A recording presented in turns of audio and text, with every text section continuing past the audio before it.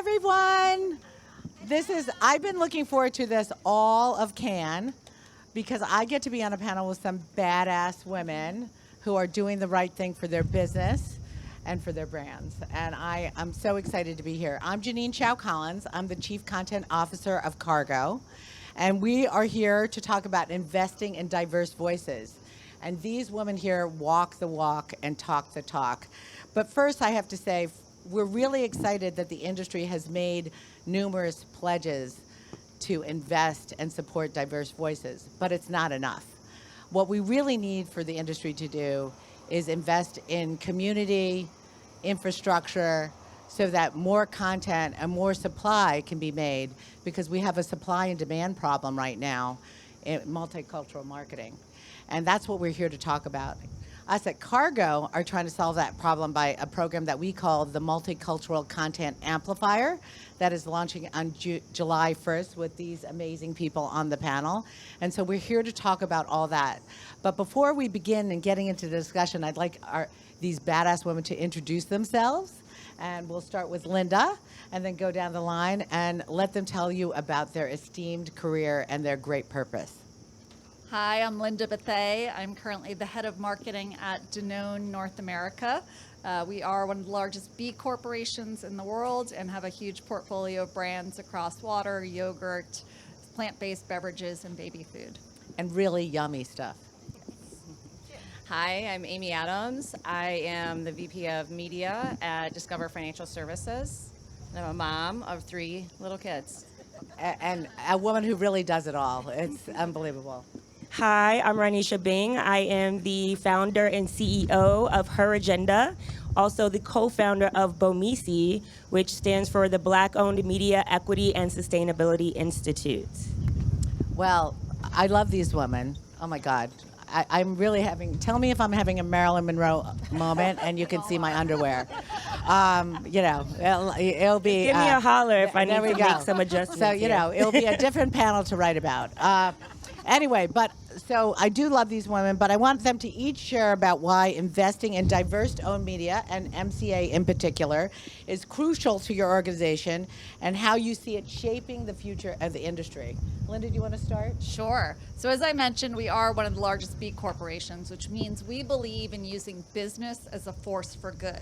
It's not just about the economic value and business performance, but it's about the societal value that we can create as well. We believe that's our duty and our responsibility as a B corporation.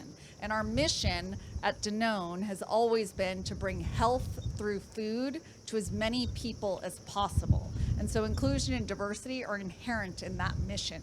We can't achieve that mission unless we're reaching as many people as possible, and that includes a diverse set of consumers. So it really is at the core of everything we do at Danone.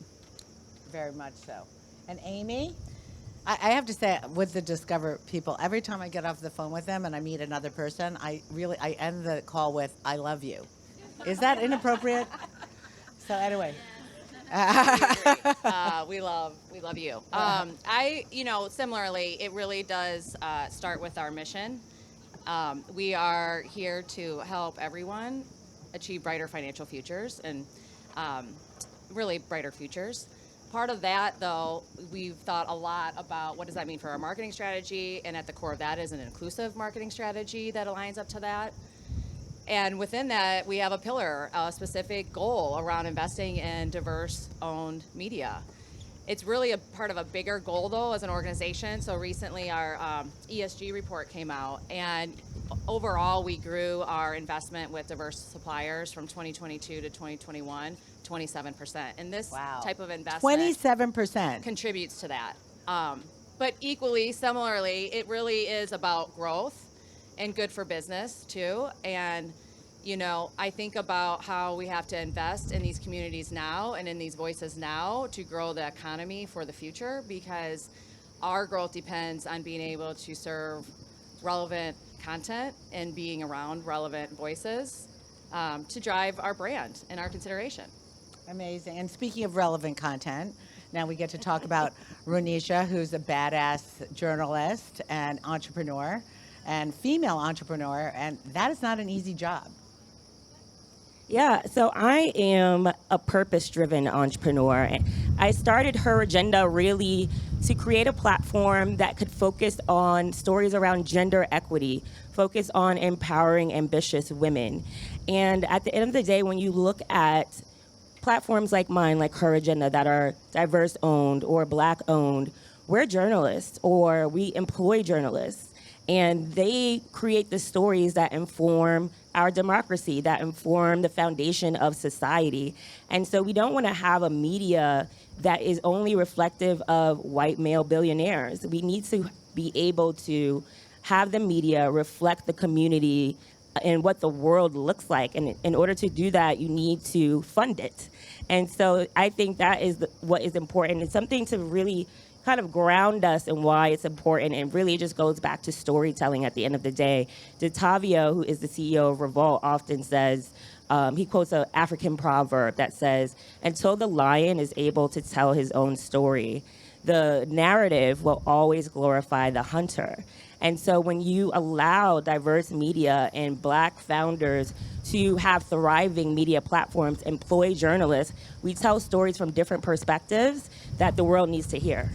100%. I mean, that really is the heart of why Kargo created the Multicultural Content Amplifier, is because we want those diverse stories to be told. So, Linda at Danone, I know you're not new to this. You've been doing this a while, and you've had great success supporting diverse voices. Can you tell us a little bit about your experience?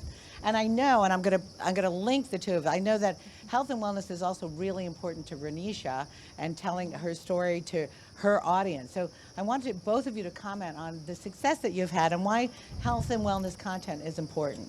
Yeah, I mean, I'll be honest, it's been a journey. We haven't been at it that long, although I appreciate the confidence. It's all relative, right? It's all relative. But I think, 2020 was a real moment of reckoning for us.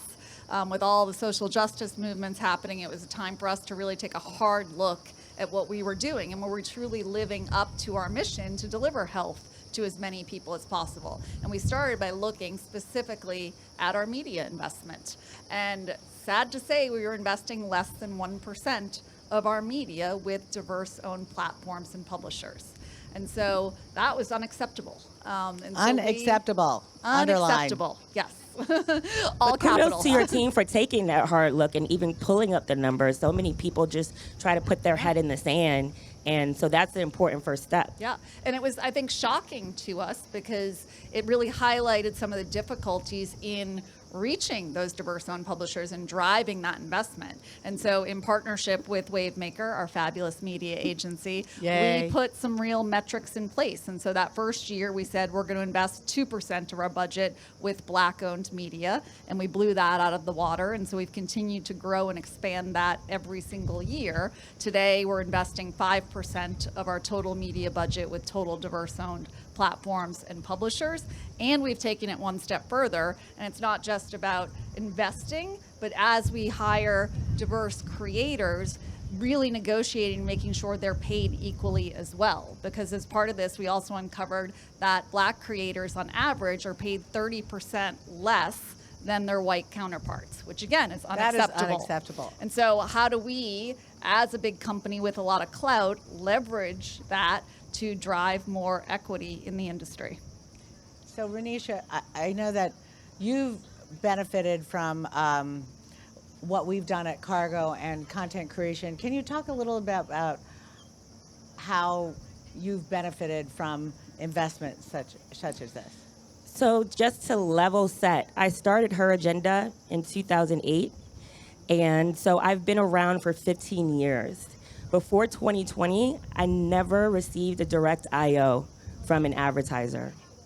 That is So crazy. it just says a lot about where we are as an industry and how much repair is needed. And because of sort of being invisible to the industry, it was the motivation for myself and my co-founder who's in the audience today, Javon! who also has a media platform, 17 years in the business, similar story to me.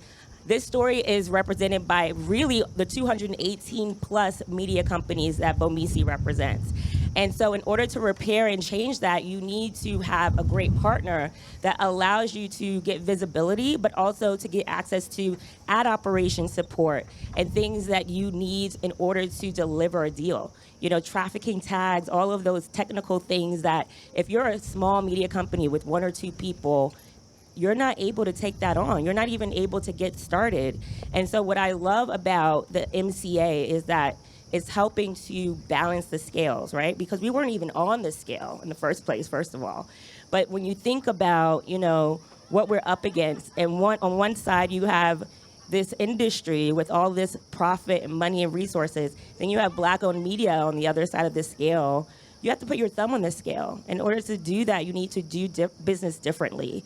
And the typical media buy, the structure of it does not support growth. If you are a small platform, and by small, I mean you have big impact, right? Your audience loves you, trusts you. You have that support because we are doing real journalism and telling stories that aren't being told. But the thing that you don't have is a lot of scale. And you don't have scale because you don't have a big team. You don't have a big team because you don't have the big deals. It's a vicious cycle. And we have to really do something that's disruptive in order to stop that cycle and start a new way forward. And that's what we're all doing together. That's great. And Amy, talk about disruptive and people who've done amazing things for their community. You know, I think Discover has done incredible things to have an impact on diverse suppliers and diverse communities. Can you talk a little bit about that? I just love it so much. Yes. So, you know, we have call centers in the U.S., as most financial institutions do.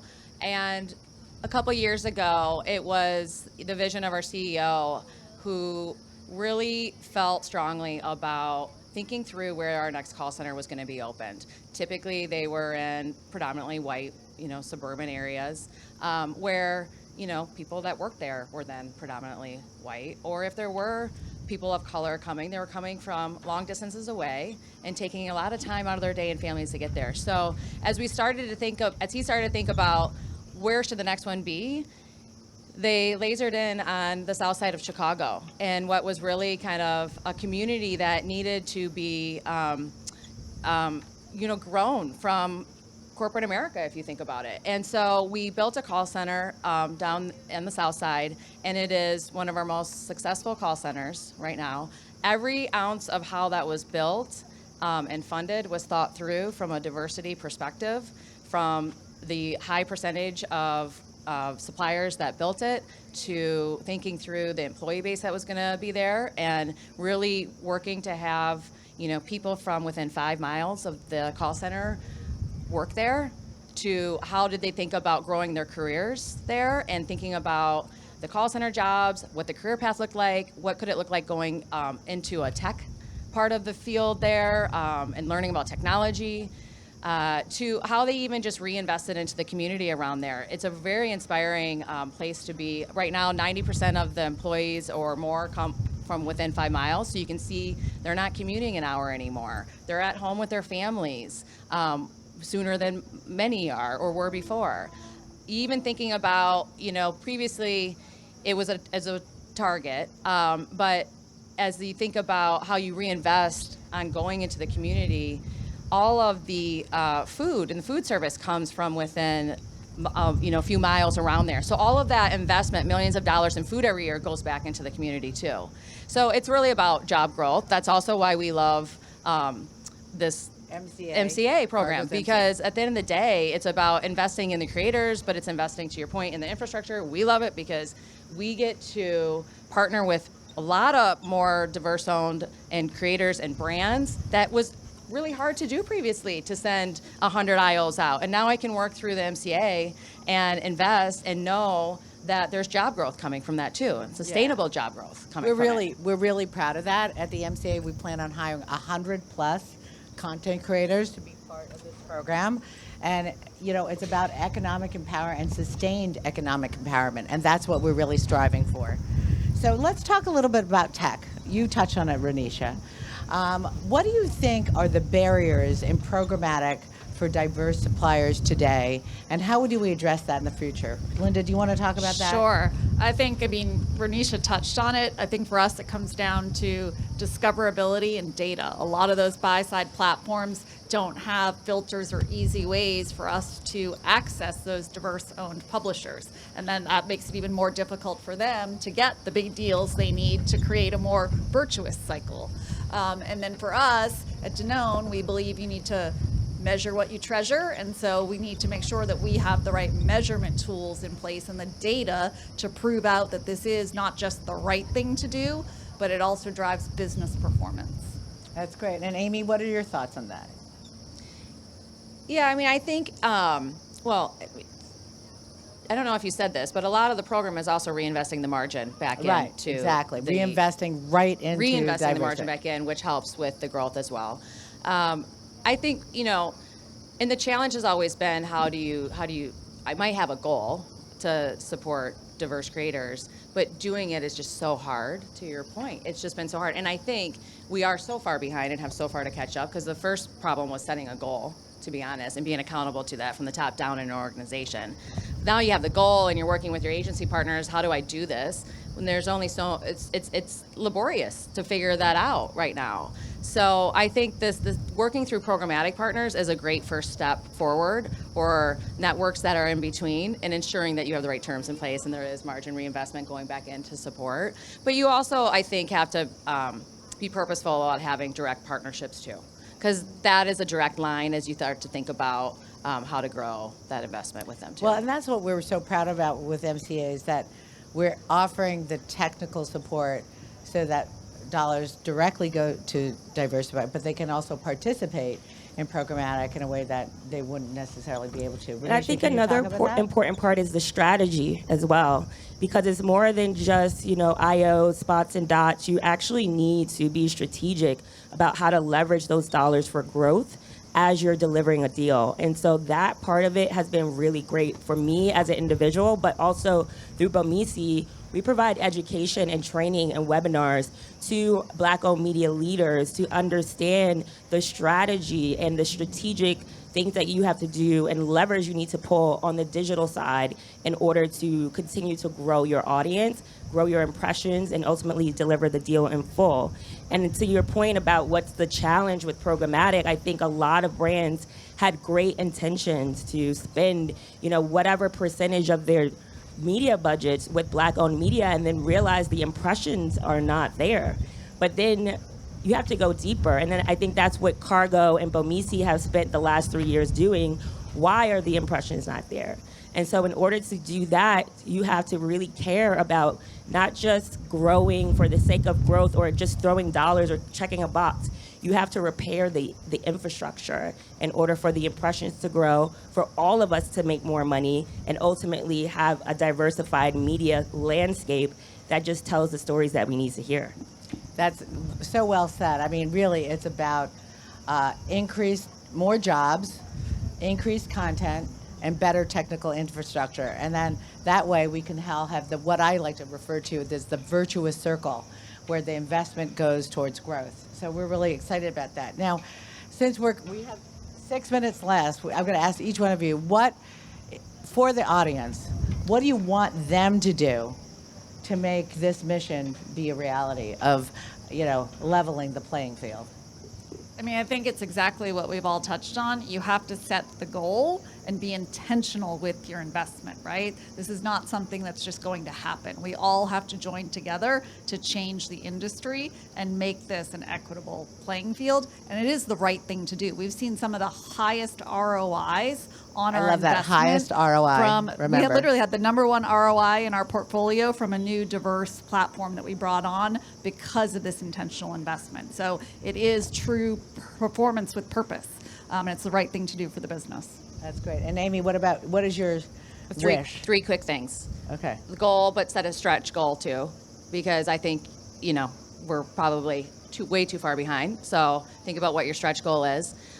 2, I think get your teams involved in the industry at large, in the diverse-owned industry at large, by going to more diverse conferences. There are a lot out there now. So our team participated with BOMESI in the Black media owned upfront last Oh, weekend in Tulsa. It was awesome. and came back so inspired and are on a mission now. And I think, we participate in Bridge, a DE&I industry trade organization. There are a lot out there. I'm looking at someone in the crowd that talked to me about Afrotech on the plane here. And so I think that's important to really drive a culture of change, because in these events, we can take the meetings all day long, but you need to have the passion to drive the change and be part of the change. And the third thing I forgot. Well, while you're here, Okay, while good. you're here, you're meeting with, 20, 25 partners if you're a brand over the course of the week. You should be asking every single one of them, what's your diverse strategy? What's your diverse owned supplier strategy? What is it? If I'm meeting with Spotify, I'm asking. If I'm meeting with iHeart, I'm asking. And I'm meeting with a lot of diverse owned partners too, but you should be asking everyone, what is on your roadmap and what is it? So it's thread through everything. I love that. Rhonesha? I would say be an advocate and be a champion. A lot of this is a new way of doing business. Often you're doing business with platforms that are not in your systems, for example. So you have to be willing to spend the time and take a customized approach. Look at the process and the policies that you have. Are you paying people net 30 or are you paying them net 90? That really matters. And also advocate for us to be included on the plans. Often the agency will say, the brand gives us the media platforms to work with. And then the brand will say, the agency recommends. So, just be willing to push and fight for us to be considered and included. And ultimately, as you've heard, the ROI is something that is going to be impressive, and you're going to continue to grow it and invest it, and we'll all grow together. So just be an advocate, be a champion, and be willing to do business a little differently. I love that. Well, I have mine too. I think that as far as the industry goes, all boats rise with the tide. We have to set the example. And here at Kargo, I'm very passionate about this. We are doing the right thing. We are reinvesting our margin to support diverse-owned publishers because it's good for business and it's the right thing to do. And what my wish is that everybody would do the same. Every single media company. I don't want to stand alone being able to invest in infrastructure and tech. I want every single media company to do the same because, look, in the end, 40% of our population in the U.S. is diverse, and that's only going to grow. So it's very good for business, and it's really good for society. So with that, I just want to thank all of our amazing panelists for being part of this great conversation. And what I'll say is, do the right thing, invest in diverse-owned media, and and if you want, be part of Kargo's MCA program. Thank you.